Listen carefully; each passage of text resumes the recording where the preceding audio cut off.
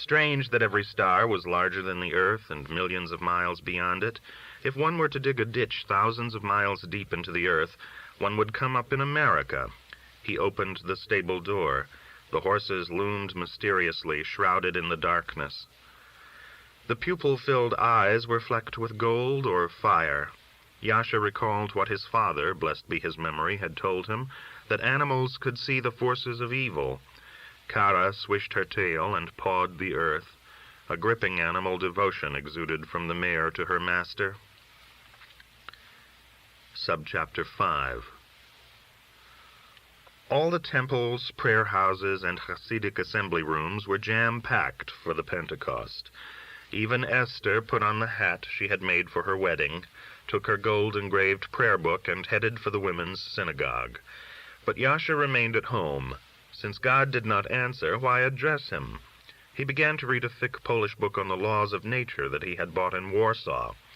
Everything was explained therein: the law of gravity, how each magnet had a north and a south pole, how likes repelled and opposites attracted. It was all here. Why a ship floated, how a hydraulic press operated, how a lightning rod drew the lightning, how steam moved a locomotive. This information was as vital to Yasha professionally as it was interesting. He had been walking the tightrope for years without knowing that he had stayed up only because he managed to balance the center of his gravity directly over the rope. But after he had finished this illuminating book, many questions remained unanswered. Why did the ground pull the rock to it? What actually was gravity? And why did a magnet attract iron but not copper?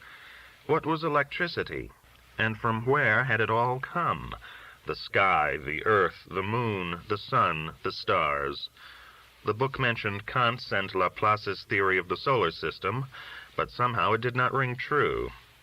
Emilia had presented Yasha with a volume on the Christian religion written by a professor of theology, but the story of the Immaculate Conception and the explanation of the Trinity, the Father, the Son, and the Holy Ghost, seemed to Yasha even more unbelievable than the miracles which the Hasidim attributed to their rabbis. How can she believe this, he asked himself. No, she only pretends. They all pretend. The whole world acts out a farce because everyone is ashamed to say, "I do not know." He paced back and forth. His thoughts were always stimulated when he was alone in the house, while others were at temple. How had it come about? His father had been a pious Jew, an impecunious hardware dealer.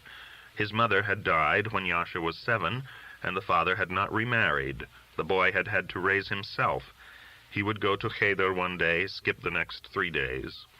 An abundance of locks and keys were to be found in his father's store, and Yasha had been curious about them. He would fumble and fuss with a lock until it opened without a key.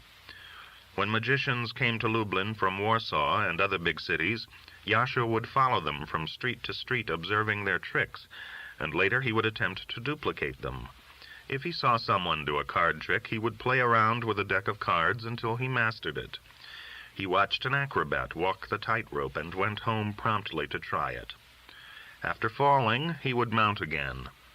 He scampered over rooftops, swam in deep water, leaped from balconies into straw discarded from mattresses before Passover.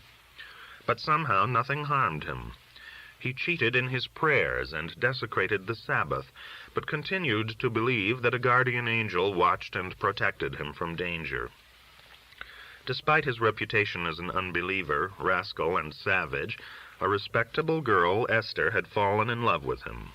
He roamed about with a circus, a bear trainer, even with a Polish wandering troupe which performed in firehouses, but Esther waited for him patiently, forgiving all his peccadillos. It was because of her that he had his home, his estate. The knowledge that Esther awaited him had fired him with the ambition to raise his station, to aspire to the Warsaw Circus and the summer theaters, to become famous throughout Poland. He was no street performer now who drags about with an accordion and a monkey. He was an artist. The newspapers hailed him, called him a master, a great talent. Noblemen and grandes dames came backstage to greet him. Everyone said that had he lived in Western Europe, he would be world famous by now.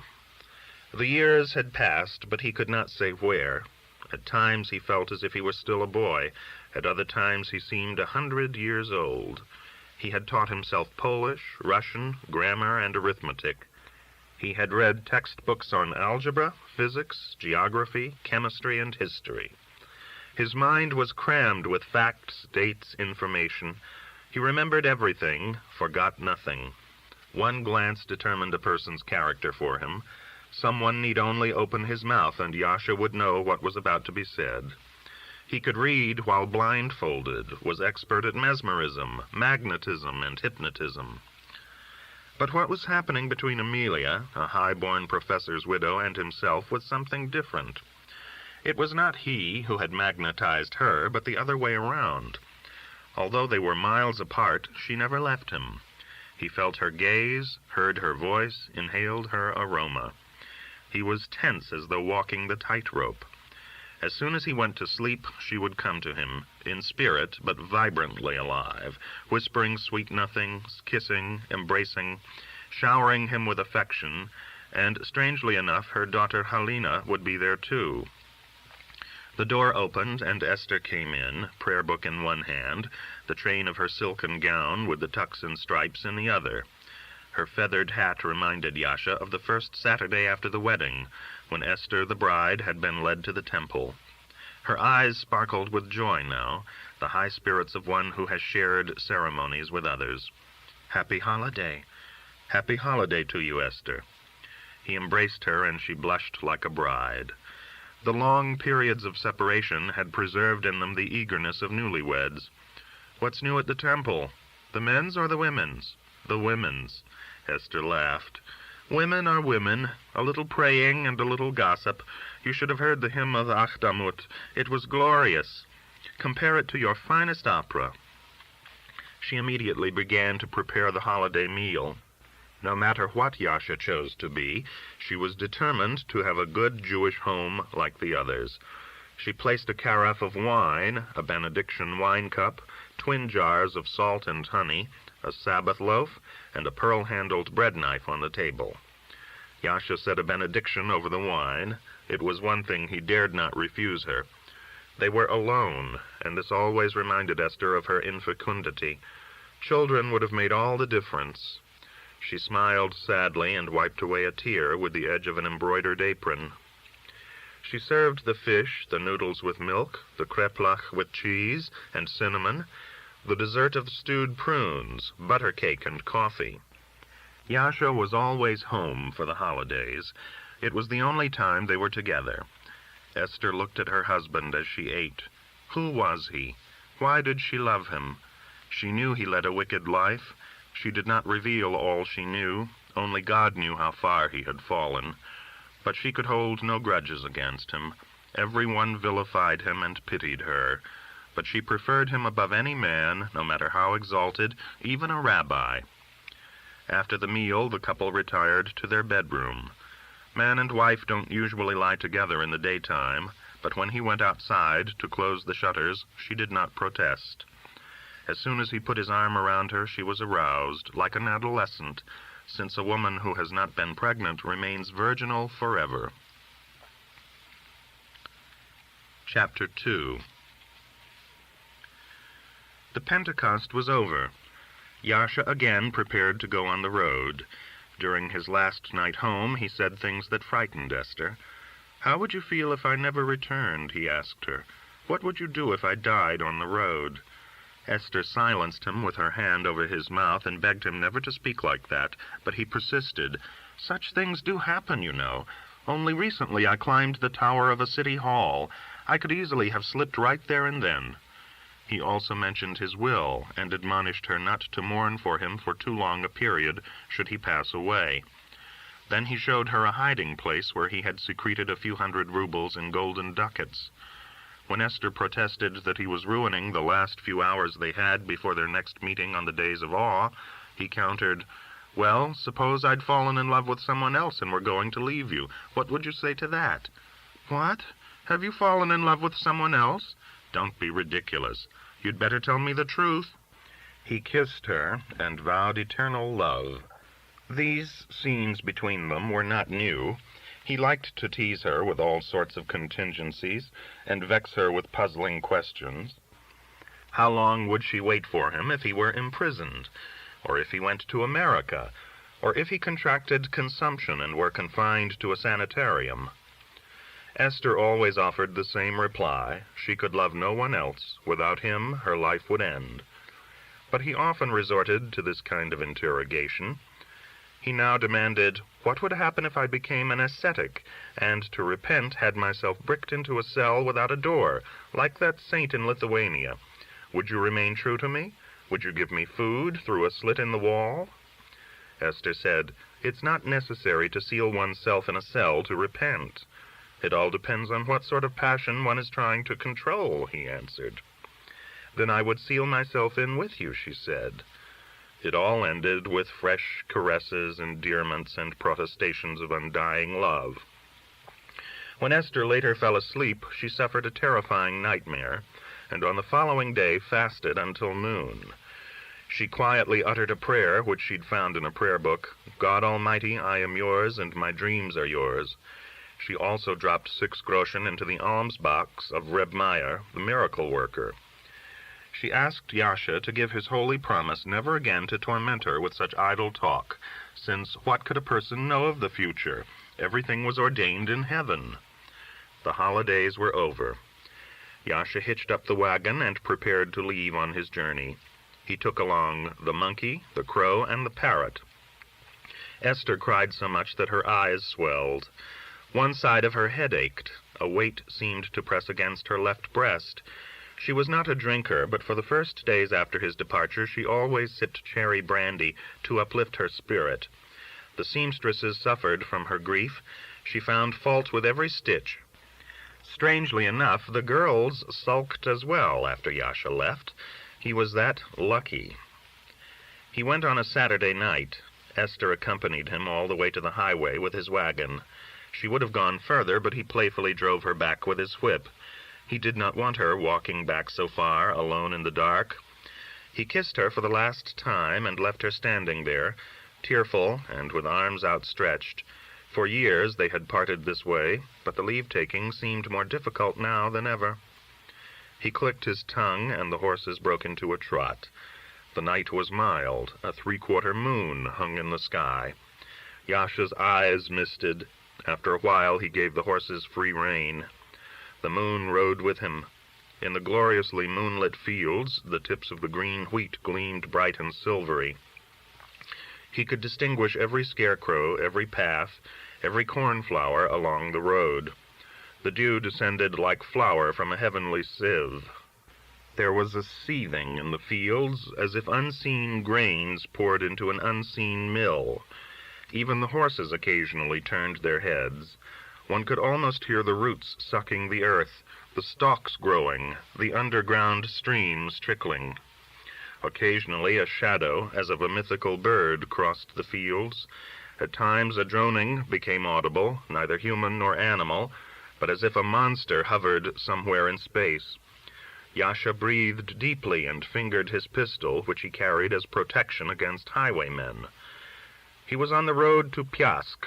There, outside of town, lived Magda's mother, the widow of a blacksmith.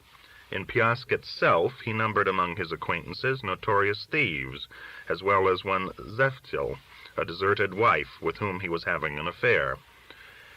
Soon the smithy, a sooty structure, its crooked roof torn apart like an abandoned nest, its walls askew, its window a hole, materialized. Once Adams Barsky, Magda's father, had forged axes and plowshares here. The son of a nobleman ruined by the uprising in 1831, he had sent Magda to a school in Lublin and had later perished during an epidemic. For 8 years Magda had been Yasha's assistant.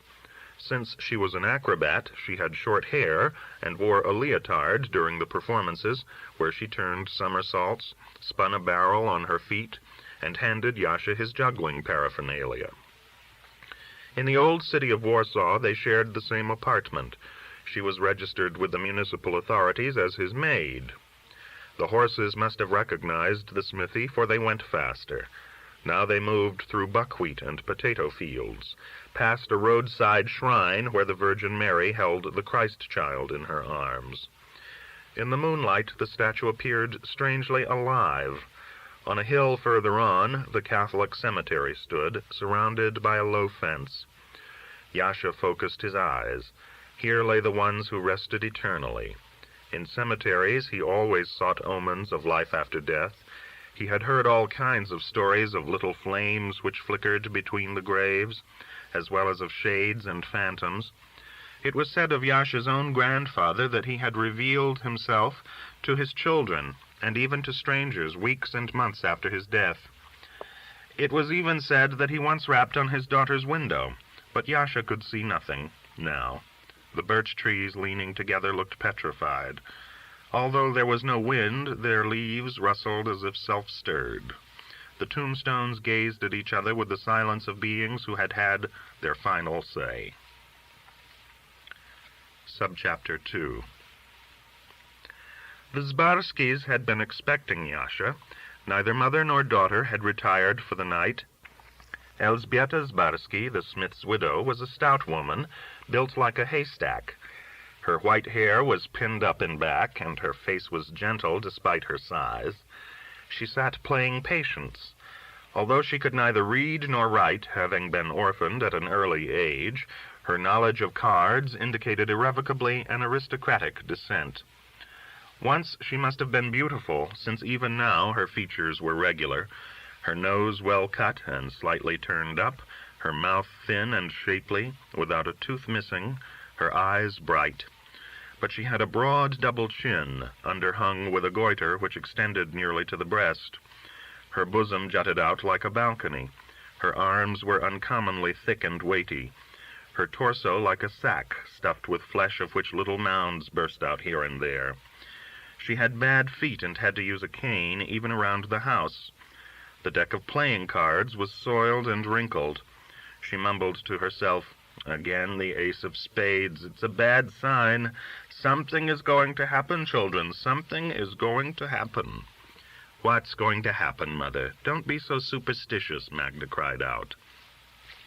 Magda had already packed her possessions in a chest with brass hoops, a present from Yasha. She was in her late 20s, but appeared younger. Audiences thought her no more than 18.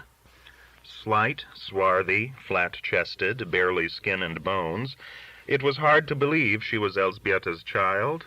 Her eyes were grayish-green, her nose snub, her lips full and pouting as if ready to be kissed, or like those of a child about to cry. Her neck was long and thin, her hair ash-colored, the high cheekbones roseala red. Her skin was pimply. At boarding school she had been nicknamed the Frog.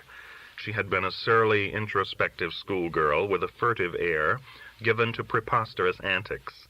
Even then she had already proved unusually agile. She could scurry up a tree, master the latest dance, and after lights out, leave the dormitory by way of the window, and later return the same way. Magda still spoke of the boarding school as a hell-hole.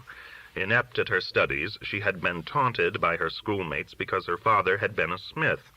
Even her teachers had been hostile. Several times she had tried to run away, quarreled frequently with other students, and once after punishment had spat in a nun's face. When her father died, Magda left the school without a diploma. Soon afterwards, Yasha hired her as his assistant. When Magda was younger, it had been said that a man in her life would drive the rash out, since it was obviously due to virginal frustration. But she had been Yasha's mistress for years, and her skin was as bad as ever. Magda made no secret of the relationship with her master. Each time that Yasha spent the night at the Zbarskis, she slept with him in the wide bed in the alcove, and in the morning her mother even brought the bedded couple tea with milk. Elzbieta called Yasha my son. In the past, Bolek, Magda's younger brother, furious at Yasha, had sworn revenge. But eventually, even Bolek became accustomed to the situation. Yasha supported the family, gave Bolek money for his carousing and his gambling at cards and dominoes. Each time the drunken Bolek threatened to avenge himself upon this damned Jew who had disgraced the name of Zbarsky, Elzbieta would beat her head with her fists, and Magda would say, "You touch a hair of his head, and both of us will die. You'll come with me to the grave. I swear it on father's memory." And she'd rear back and hiss and spit like a cat at a dog. The family had sunk low. Magda tramped about with a magician. Bolek drove for the Piask thieves. They sent him with their loot to those who received stolen goods, and he often slept among cutthroats. Elzbieta, on the other hand, had become a glutton. She was so huge she could barely get through the doorway.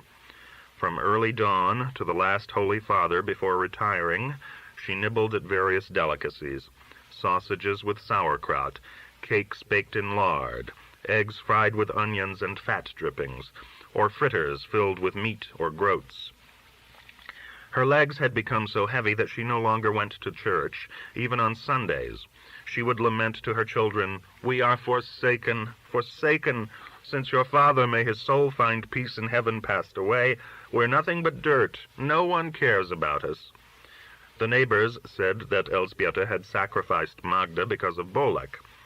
Elzbieta adored him blindly, indulged his every whim, justified all his excesses, surrendered to him her last groschen. Although she no longer went to church, she still prayed to Jesus, lit candles to the saints, and genuflected before the holy images, mouthing the prayers from memory. Elzbieta was possessed by one fear, that something would happen to their benefactor, Yasha, that he might, God forbid, lose interest in Magda. The family owed its existence to his generosity. She, Elzbieta, was like a broken shard, with her arthritic limbs, pain-racked spine, the varicose veins in her legs, and the lump in her breast grown hard as a pebble, a constant worry to her lest it spread as had her mother's, may she rest in paradise. Bolek had gone to Piask in the morning, and no one could say whether he would spend the night with that rabble, as Elzbieta had branded the band of thieves. He also had a sweetheart in town. Thus Elzbieta was expecting either Yasha or Bolek that night, and the game of patience served not only to predict the future, but to tell her which of the two would arrive first and at what time. Each card signified something to her, and whenever the deck was shuffled, the same king, queen, or jack would take on another expression.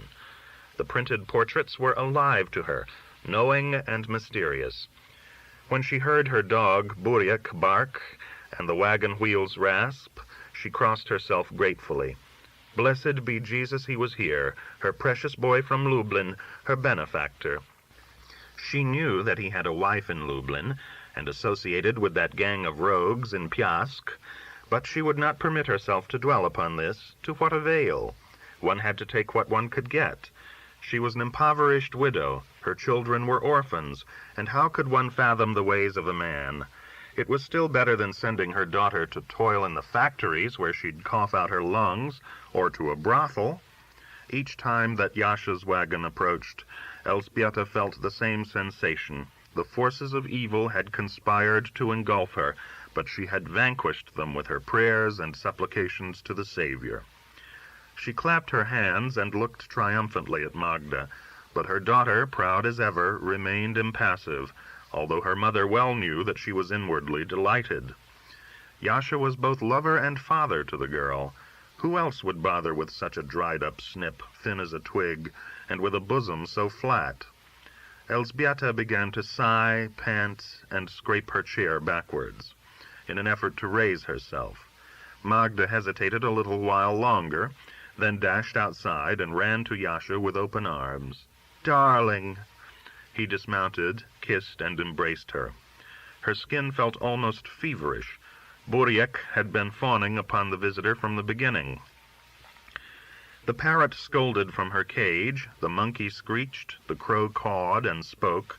Elzbieta waited for Yasha to finish with her daughter before she appeared on the threshold. She stood there, large and ungainly as a snowman, waiting patiently for him to come and kiss her hand like a gentleman. Every time he came, she would embrace him, kiss his forehead, and offer the same greeting, "A guest in the house, God in the house." And then she would weep and dab at her eyes with her apron. Subchapter 3. Elżbieta looked forward to Yasha's visits not only for her daughter's sake, but for her own as well. He always brought her something from Lublin, some delicatessen, liver, halva, or store-bought pastry. But even more than the delicacies, she longed for someone with whom to converse. Bolek refused to listen despite her sacrifices and servitude. As soon as she began a story, he would interrupt brutally, "That's right, Mama, keep lying, keep lying." And at his impudence the words would choke in Elżbieta's throat. She would begin to cough and turn apoplectically red. Gasping, hiccuping, she had to allow this same foul brute of a Bolek to fetch water and pound her nape and back in order to subdue the lump in her throat. Magda, on the other hand, scarcely spoke. One could address her for 3 hours, relating the most unusual events, and she would not even blink an eye. Only Yasha the Jew, the magician, would draw Elżbieta out, encourage her to express herself, treat her as a mother-in-law should be treated, not as a hated mother-in-law, but as one beloved. He, the poor boy, had himself been orphaned at an early age, and Elżbieta was like a mother to him.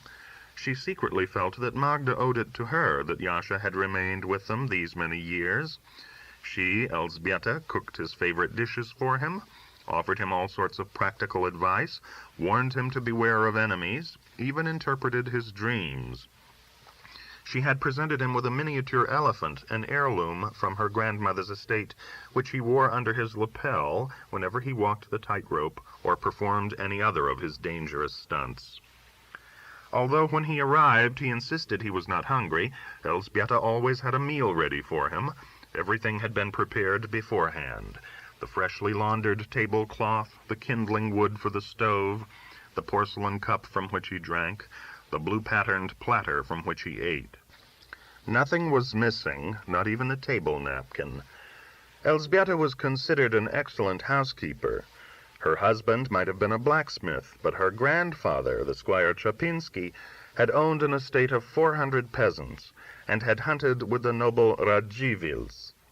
Elżbieta had already eaten supper, but Yasha's arrival rekindled her appetite. After the first warm exchanges, Yasha and Magda retired to the alcove, and Elżbieta occupied herself with preparing the meal. Her weariness vanished miraculously. Her legs, which usually felt leaden at night, seemed to have had their numbness exorcised by an amulet. In no time she had the fire started in the stove. She cooked and fried with an astonishing agility. She sighed pleasurably. Was it any wonder Magda adored him? He even breathed new life into her, Elżbieta. The events followed their usual pattern. He assured her that he was not hungry, but the food was already before him, its aroma permeating every corner of the room. She had prepared blintzes with cherries and cheese, sprinkled with sugar and cinnamon. A bottle of cherry brandy stood on the table, as well as the sweet liquor Yasha had brought from Warsaw during a previous visit. As soon as Yasha tasted the food, he immediately requested more. Magda, who had a shrunken stomach and also suffered from constipation, suddenly developed a healthy appetite. The dog, tail wagging, hovered at Yasha's knee. After the coffee and the lard cookies, Elżbieta began to reminisce of how devoted her late husband had been to her, how he had carried her around in his arms, how once the Tsar's carriage had stopped before the smithy to replace a lost horseshoe, and the Tsar himself had gone into their house while waiting, and she, Elżbieta, had given him a drink of vodka. Her greatest adventure had been during the time of the uprising of 1863, when she had given refuge to condemned rebels and had warned the Polish troops of the approaching Cossacks. Eloquently, tearfully, she had saved a noblewoman from being lashed by Russian soldiers. Magda had been only a child then, but Elżbieta turned to her for confirmation. "Don't you remember, Magda? You sat on the general's lap. He was wearing the trousers with the red stripes, and you sat there and played with his medals. You don't remember? Ah, children, they have heads like cabbages. Eat, darling boy. Take another blintz. It won't hurt you. My grandma, may she intercede for us in heaven, used to say, the intestine is endless." One story led to another. Elżbieta had suffered all sorts of illnesses. She had had a breast cut open and sewn up again with a needle. She lowered her blouse to show the scar. Once she'd been at the point of death. The priest had given her extreme unction, and they had measured her for a coffin. She lay as if dead and saw angels, ghosts, and visions. Suddenly her dead father appeared and drove away all the phantoms, shouting, "My daughter has small children. She must not die." And in that moment she had begun to sweat drops of perspiration large as sugar beans. The clock with the wooden weights indicated midnight already, but Elżbieta was only warming up. She still had dozens of stories waiting. Yasha listened courteously, asked the proper questions, nodded at required intervals. The miracles and omens she described sounded oddly similar to those told by the Jews in Lublin. Magda began yawning and blushing. "Last time, Mama, you told the same story entirely differently." "What are you saying, child? How dare you?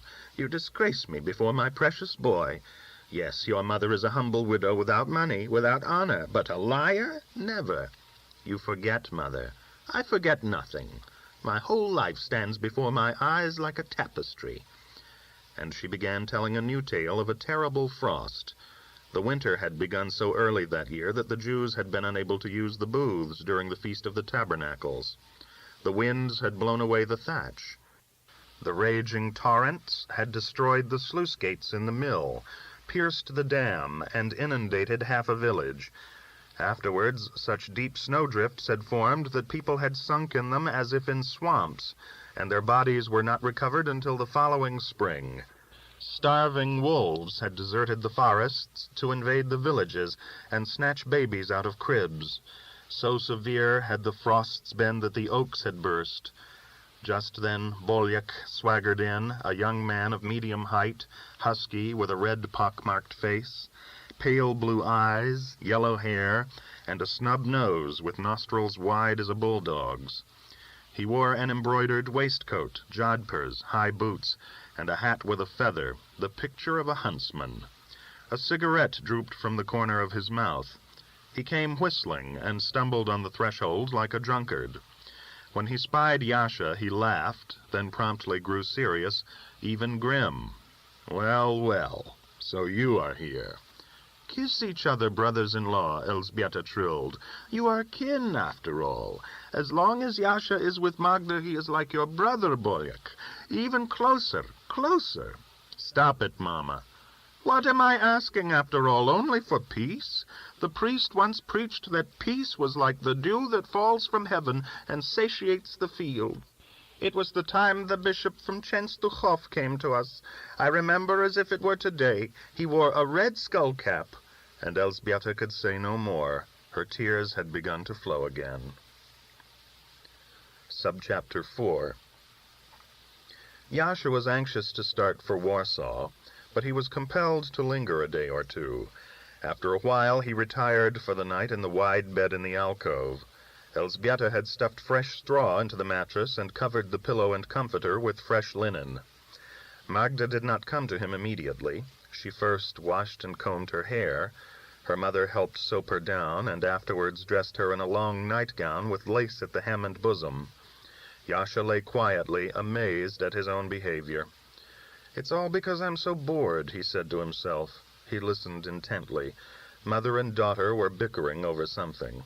Elżbieta liked to offer Magda advice before she went to bed. She also tried to make her daughter tie a lavender sachet on her person.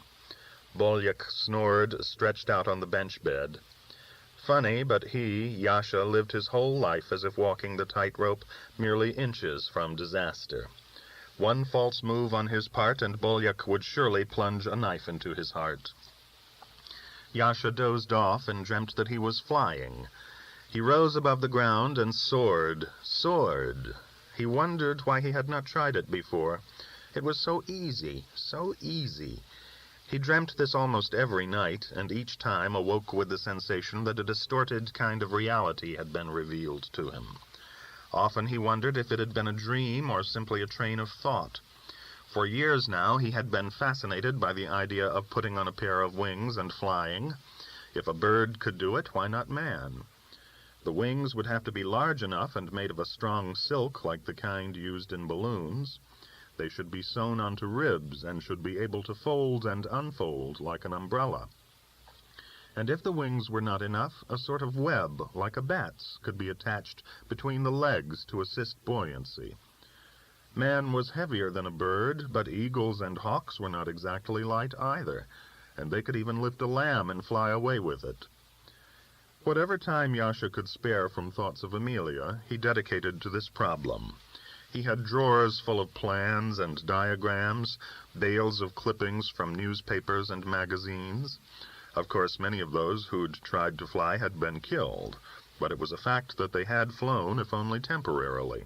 Simply let the material be strong enough, the ribs elastic, the man agile, light, and sprightly, and the deed must be accomplished. What a sensation it would cause throughout the world if he, Yasha, flew over the rooftops of Warsaw, or better still, Rome, Paris, or London. He apparently dozed off again, for when Magda got into bed he woke with a start, although he had been lying there with his eyes open. She brought with her the odor of chamomile. She was, and always had been, shy. She came to him like a timid virgin, smiled as if apologizing. She lay down next to him, bony, icy, in a nightgown too spacious, her hair still damp from combing. He ran his hand down her emaciated ribs. "What's the matter with you? Don't you eat?" "Yes, I eat. It would be easy for you to fly. You weigh about as much as a goose." Once they were on the road, they grew quite familiar. But now, after the long absence, the weeks he'd spent away from her with his wife Esther, they had grown apart and had to reacquaint themselves. It was like a wedding night. She lay with her back to him, and he had to court her silently to make her turn to him. She still felt ashamed before her mother and brother. When he made too loud a sound, she placed her palm over his mouth to silence him. He embraced her, and she fluttered like a pullet in his arms. She whispered to him so quietly he could barely hear her.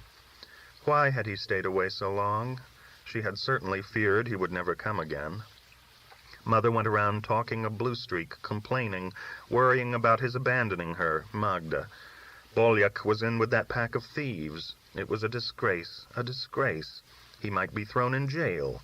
And he drank too much, got drunk, and went around looking for trouble. And what had Yasha been doing in Lublin all those weeks? The days had gone slowly like molasses. It was astonishing that this shy girl could grow so passionate, as if bewitched. She showered Yasha with kisses, surrendered herself to him in all the ways he had taught her, but in silence, afraid that her brother or mother might waken. It was like a secret rite they performed before a night spirit. Although she had been taught a flawless Polish at the school, she now babbled in a rustic gibberish which he could scarcely understand, uttered words, strange, stilted, inherited from generations of peasants. He said, "If by chance I should leave you, remember that I'll come back. Be true to me. Yes, beloved, until death. I'll put wings on you, make you fly. Yes, my lord, I'm flying now." Subchapter 5. It was market day in Piask. Bolyak had gone to Lublin right after breakfast. Yasha started out by foot to Piask, claiming that he had to make some purchases in the stores. Elzbieta tried to deter him, desiring his presence at lunchtime, but Magda stopped her with a shake of the head. She never interfered with him. He kissed her, and she said humbly, "Don't forget the way home." The market had opened at daybreak, but late-arriving peasants were still walking down the road. One led a scrawny cow ready for the slaughter, another a hog or a goat. Women with wooden frames under their head-kerchiefs, signifying married status, carried their wares in bowls, pitchers, and baskets covered with linen cloths. They laughed and called out to Yasha. They remembered his touring the villages with his act years ago. A wagon appeared, and in it a peasant bride and groom and a band of musicians. The team was decorated with green twigs and garlands of flowers. Musicians, sawing small fiddles, chanted a long, drawn-out melody. From a wagon of peasant girls, jammed together like geese, rose a song vowing revenge upon men. "Black am I, oh black, I'll blacken myself some more. I'll be the blackest thing, dear lad, that ever made you care. White am I, oh white, I'll whiten myself some more. When you look at me, dear boy, you'll long, but I won't care." Yentl, the deserted wife, lived on a hill behind the slaughterhouses. Her husband, Leibush Lekach, had some time ago escaped from the Yanov prison, and his present whereabouts were unknown. Some said that he had fled to America. Others thought he was somewhere deep in the wilds of Russia. For many months there had been no word from him. The thieves, who had their own brotherhood with elders and bylaws, gave Yentl 2 gulden every week, as they usually did when the man of the house was in prison. But it was becoming apparent that Leibush had vanished permanently. The couple had been childless. Yentl, who was not a local girl, came from somewhere on the other side of the Vistula. Usually, the wives of imprisoned thieves conducted themselves honorably, but Yentl was considered suspect. She wore jewelry even on weekdays, kept her head uncovered, and cooked on the Sabbath. Any day now her allowance would be cut off. Yasha was aware of all this, but he had involved himself with the woman nevertheless. He came to her through back alleys and gave her 3-ruble bills. He now carried a present for her from Warsaw, a coral necklace. It was madness. He had a wife, he had Magda, he was wildly infatuated with Amelia. What was he looking for on top of this dung heap? He had repeatedly decided to break off, but whenever he came to Piast, he was again drawn to her. He now ran towards her with the fear and anticipation of a schoolboy about to go to bed with his first woman. He approached her not by Lublin Street, but through the back way. Although it was past Pentecost, the ground here was still slimy and soggy. But Yeftel's house was clean inside, with curtains, a lamp with a paper-fringed shade, a cushion on the bed, the floor freshly scrubbed and sprinkled with sand as if on Friday night for the benediction of the candles. Yeftel was standing in the center of the room, a young-looking, curly-haired woman with eyes black as a gypsy's, a beauty patch on her left cheek, and a string of glass beads around her neck. She smiled cunningly at him, revealing her white teeth, and spoke in her other side of the Vistula dialect. "I thought you surely weren't coming." "I come when I say I will," Yasha replied sternly. "An unexpected guest." It was all humiliating to him, the kissing, the offering of the present, the waiting while she fetched the coffee with chicory. But just as the thieves had to steal money, he had to steal love. She bolted the door to avoid interruptions and stuffed paper into the keyhole. She was as much disposed to dawdle as he was to hurry. He kept looking meaningfully at the bed, but she drew the calico curtain, indicating that it was not yet time. "What's going on in the world?" she asked. "I don't know myself." "Who would know if you don't? We're stuck here, but you roam about as free as a bird." She sat down near him, her round knee against his. She arranged her skirt so that he could see the tops of her black stockings and her red garters. "I see you so seldom," she complained, "that I forget from one time to the next." "Have you heard anything from your husband?" "Gone, like a stone in the sea." And she smiled, humbly, arrogantly, deceitfully. He had to hear her out, since a woman who is loquacious is passionately so. Even as she complained, the words shot out, smooth and round, like peas from a pea-shooter. What did the future hold for her here in Piast? Leibush would never return. The other side of the ocean might as well be the other world. She was practically a widow already. They doled out the 2 gulden a week to her, but for how long would this continue? Their treasury was bare. Half the brotherhood was behind bars, and what could she buy with this chicken feed? Water for groats. She was in debt to everybody. She didn't have a thing to wear. All the women were her enemies. They gossiped about her constantly, and her ears were forever burning. While it was still summer, she could bear it, but as soon as the rains came, she would go out of her mind. And while Yeftel spoke of doom, she continued to trifle with the loop of her necklace. A dimple suddenly appeared in her right cheek. "Oh, Yashala, take me with you." "You know I can't." "Why not? You have a team and wagon." "What would Magda say? What would your neighbors say?" "They say it anyhow.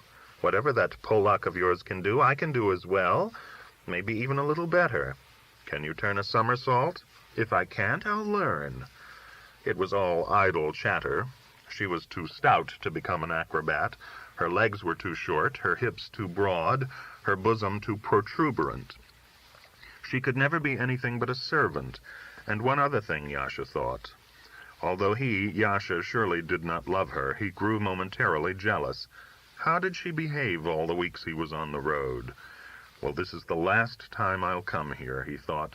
It's only because I'm so bored and I want to forget for a little while. He justified his conduct to himself. Like a drunkard who drowns his sorrow in alcohol, he thought. He could never understand how other people managed to live in one place and spend their entire lives with one woman without becoming melancholy. He, Yasha, was forever at the point of depression. He suddenly drew 3 silver rubles, and with childish gravity placed them upon her leg beneath the dress, one near the knee, the other a trifle higher, the third upon her thigh. Yentl watched him with a curious smile.